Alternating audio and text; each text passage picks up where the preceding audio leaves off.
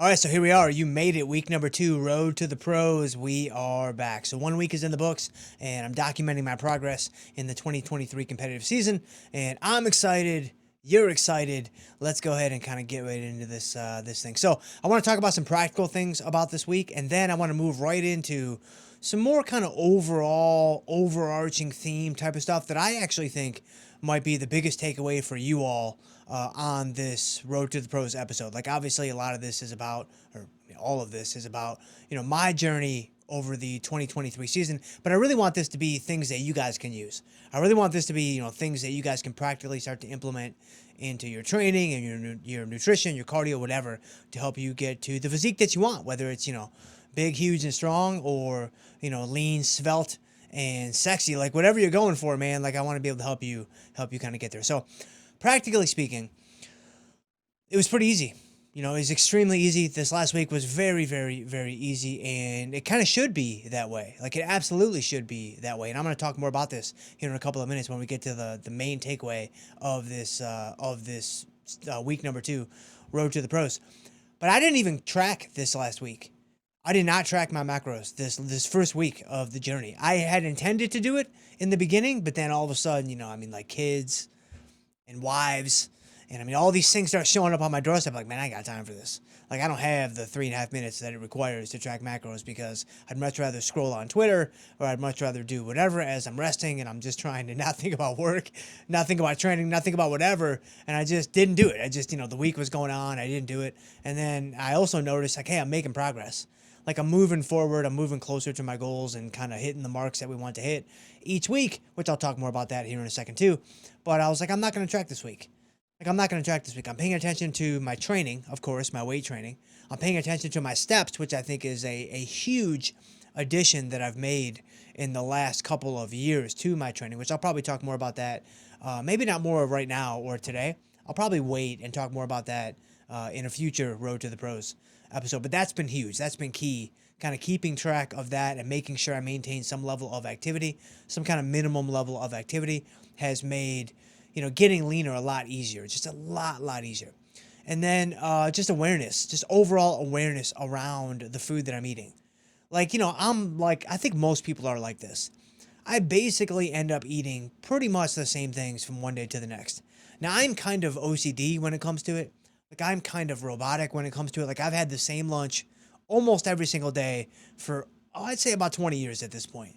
Like, chicken, barbecue sauce, maybe some onions if I feel like mixing it up a little bit. But chicken, barbecue sauce, onions are like 50-50.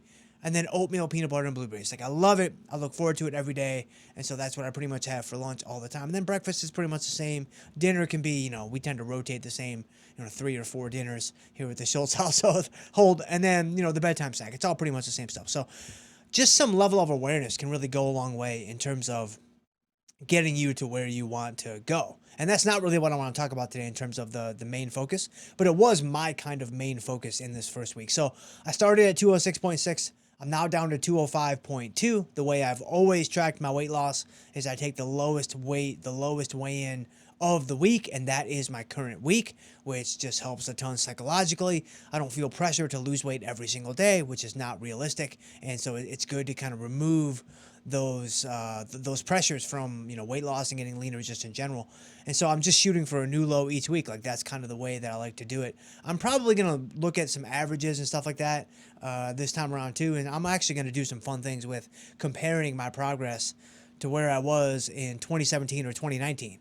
Like, I'm going to bring up some graphs. Like, we're going to do some fun things with a little whiteboard action here in a couple of minutes. But in the future, I'm probably going to look at, like, all right, graphically, in 2017, which was my best season, which I talked about in episode 1, which I'll link to episode 1 down in the description so you can find it easily. Week number 1, that was last week. So if you missed it, you might want to go check it out, because it kind of lays out the foundation of what I'm going to do and what I'm trying to accomplish.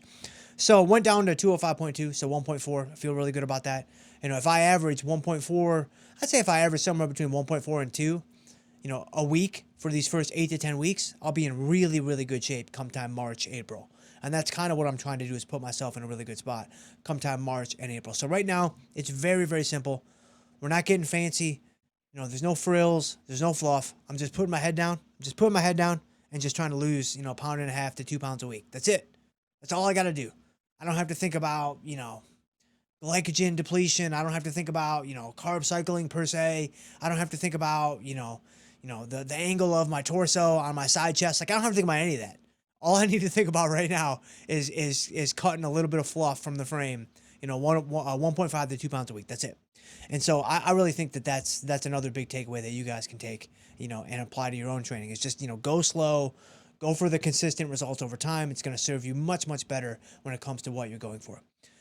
But here's kind of the coolest thing that I think I could possibly deliver to you guys when it comes to what you can use in your own training. And this is something I've been saying in my content for years now, but it really kind of dawned on me in terms of the graphical representation of what I'm going to walk through. So what I want to walk through now, we're going to go into the whiteboard here in just a second. What I want to walk through though is the relationship between the pounds that you have to lose and just how easy or hard it's going to be, and how you need to use that relationship to your advantage. So let's hop right into this whiteboard and let me show you guys exactly what I'm talking about. All right, so I've got my little whiteboard thing pulled up here. So let me go ahead and let's draw a little, just a little y-axis and x-axis. So let's say that we're looking at our pounds, right? The old LBs over there, over time. So generally speaking, when it comes to getting leaner, when it comes to losing weight, when it comes to all these things, like you're going to, what you want to see, well, obviously you want to see that, right? But that's not going to happen. So what we hope to maybe, settle for instead is, something like that, right? Like maybe not that steep of a drop at the end, but, some linear relationship over time. Well, it's most likely not going to be that either, right? It's going to look more like this over time, which is perfectly fine. But that's essentially going to be, what we experience when it comes to losing weight over time. Okay, that's pretty, it's pretty standard, pretty obvious, all those things. Well, assuming that you've got, at least 30 pounds to go, let's say. So like in my situation, I mean, we're talking 206. I mean, I'm probably going to need to get on stage in the high 150s. So, I'm looking at 45 pounds or so to get into stage condition, which of course that's way beyond what most people would want to, do and what most people should do, because that's just a very specific thing. But if you've got 30, 40, 50 pounds to go, like even if you've got 20, like this relationship is probably going to hold. So you've got 30 pounds to go, let's say. This is the relationship that you expect to see, and this is not going to really surprise anyone. Well, if we actually add, so let me go ahead and let me add another y-axis over here. And let's say that this y-axis is not measuring your pounds. It's actually measuring, let's just call it D for how difficult things are. And up here is, things are very hard. Down here, things are very easy, let's just say. Well, this line, this relationship, and this shouldn't surprise anybody either, if you do it right, if you think about this strategically, then this line should look like this, more or less, right? Now again, it's probably going to zig and zag and all those things. Like certain days are going to be hard and certain days are going to be easy and all those things. But generally speaking, in the beginning, it should be pretty easy. Like in the beginning, right? When you're losing, your first couple of pounds up here, like for me this first week, that was pretty easy. That was extremely easy. It just required a little bit of intentionality, a little bit of focused effort, and boom, we're down 1.5 pounds. And it's like, that's how it should be. That's exactly how it should be. And if you're doing it right, that's kind of how you should think about this. And so when you think about this relationship, the first thing I want to draw everyone's attention to is this first kind of phenomenon that I just highlighted, and that's in the beginning, it's going to be very easy. You're not going to have to do too much to make a little bit of progress. This is far superior to doing everything in the beginning, going all out, balls to the wall, hours of cardio, zero carbs, all those things, because you're just going to burn out. You're going to burn out, you're going to quit. You're going to find yourself at the Asian buffet before you can even blink. Like, it's going to happen. It's happened before. It will be no surprise when that happens. So more strategically, though, this would be the way to think about it.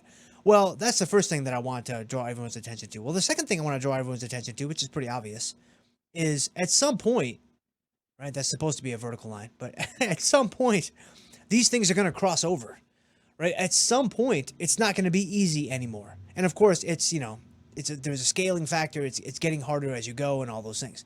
But at some point, it's going to be pretty hard.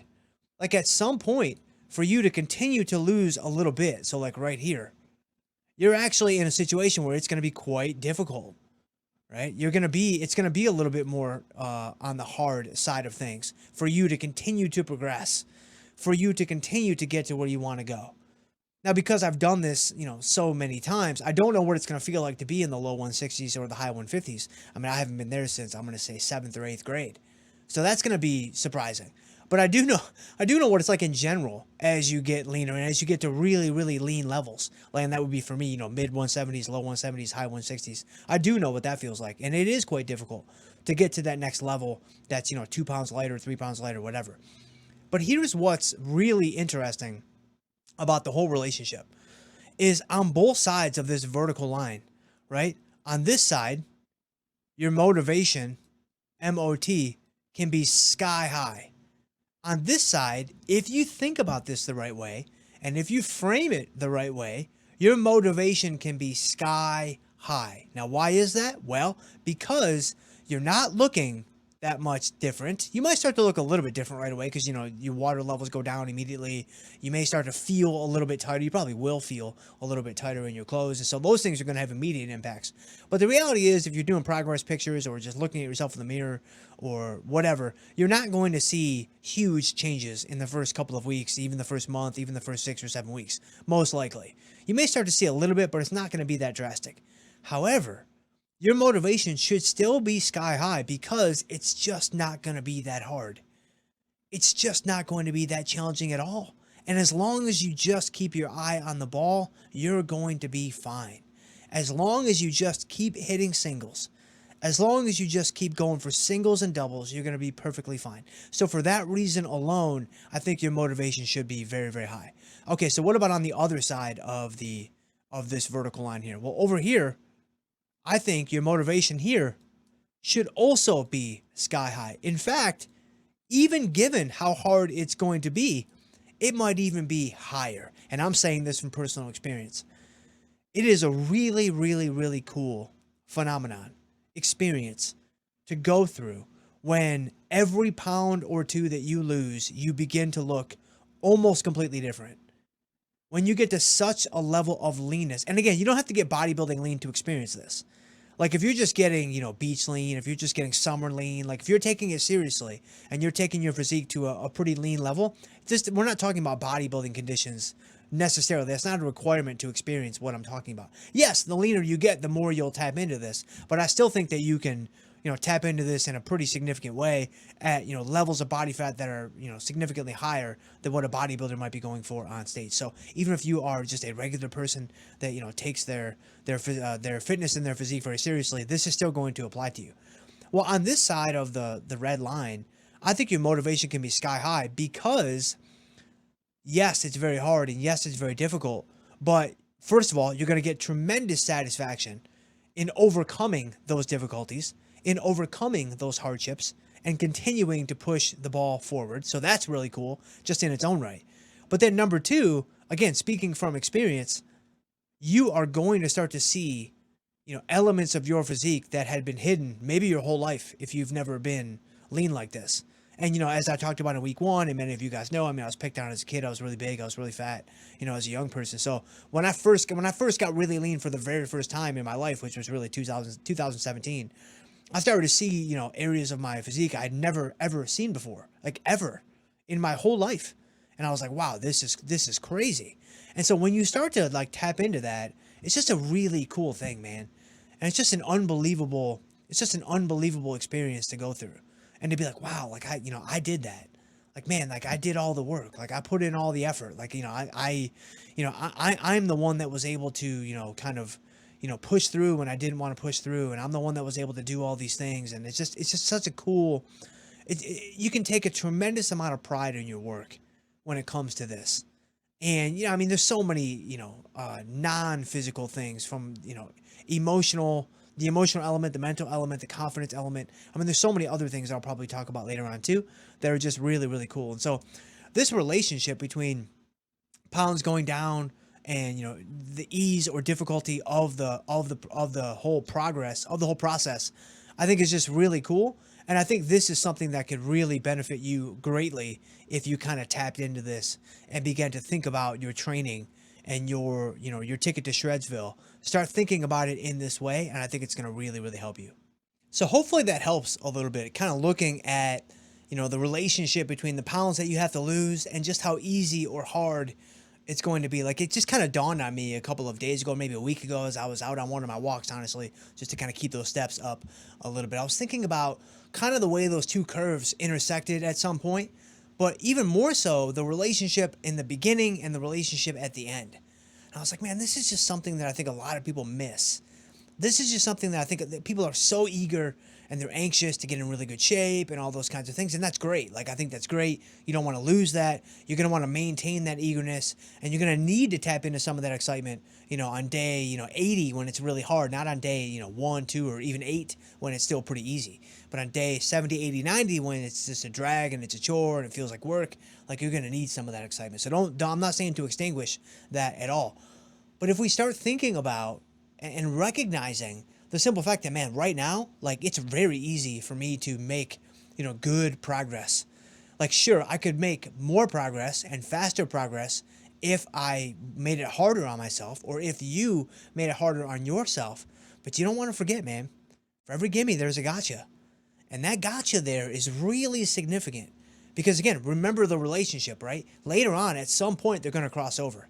At some point, it's going to get relatively hard per unit of measurement, so per pound that you have to lose. Like, right now, it's relatively easy per pound that you have to lose. Later on, it's going to get relatively hard per pound that you have to lose. Well, the harder you work now, the sooner you're going to experience that crossover. Yes, you will lose a little bit more weight now, maybe a lot more weight now, but you're going to experience that crossover a lot earlier. And another thing that's kind of related to this is, over time, if you give your body a chance to adapt, if you give your body a chance to kind of get used to what you're asking it to do, it will get used to what you're asking it to do. Like, I remember 2017. I remember 2019. In fact, here's a great story. So it's 2019.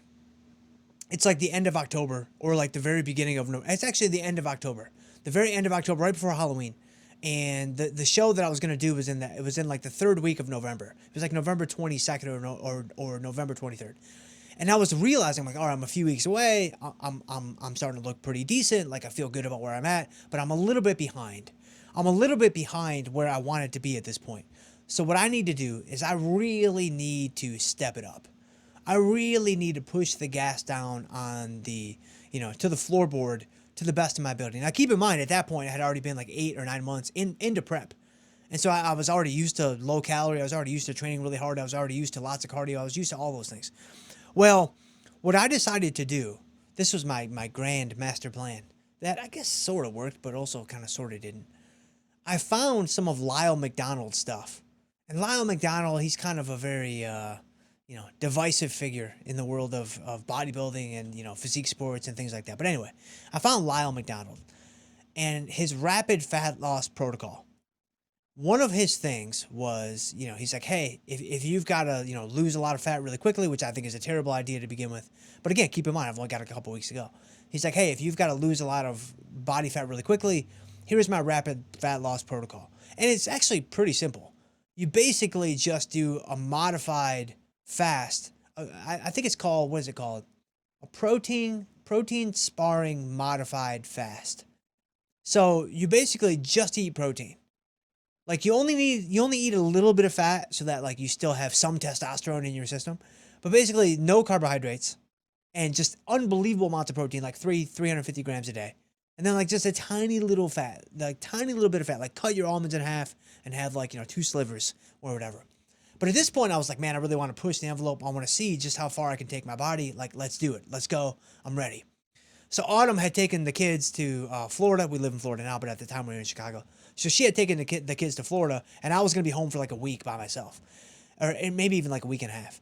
And so I was like, all right, I'm going to do it. Like, I don't have to be, I can just be a total zombie. Like, I don't have to like communicate with people. I mean, I've got my show and stuff, but I'm like, I can fake it on the show for 30 minutes, whatever. But I'm like, hey, let's do it. I'm just going to crank up this protein. I'm just going to, just eliminate fats and carbs and whatever. Well, here's what's crazy. I did it. And I pretty much did everything I was supposed to do. I didn't cheat. I didn't really, I just did it. And here's the craziest thing. It didn't even bother me. It didn't even bother me at all. Like, I was like totally fine. Like, yes, I was tired. I was fatigued. I could feel my lack of glycogen when I was trying to train. I was trying to do cardio and all of those things, but it didn't really bother me at all. Like, I was like totally fine. And let me tell y'all something. If I tried to do that right now, I would be starving within 45 minutes. Like, I would be done within an hour and a half max, because my body's just not ready for that. I'm just not battle tested at this point.